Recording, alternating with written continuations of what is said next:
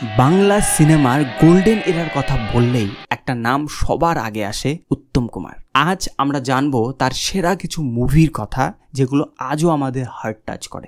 1966 সালে মহান ডিরেক্টর সত্যজিৎ রায়ের নায়ক মুভিতে উত্তম কুমারের অ্যাক্টিং দেখে পুরো বেঙ্গল তাক লেগে গিয়েছিল। এটাই তার ক্যারিয়ারের বেস্ট মুভি বলে মানা হয়। এরপর সপ্তপদী একটা টাইমলেস রোমান্টিক স্টোরি যা আজও কাপলদের ফেভারিট।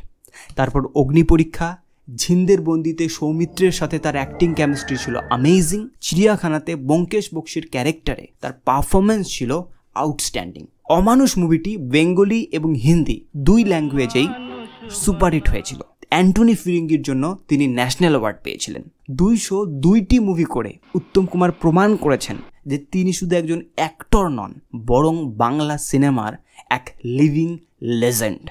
তার রোমান্টিক, ড্রামাটিক আর ইউনিক ক্যারেক্টারগুলো আজও অডিয়েন্সদের ইন্সপায়ার করে। উত্তম কুমার একটি নাম, একটি ইমোশন, একটি এরা।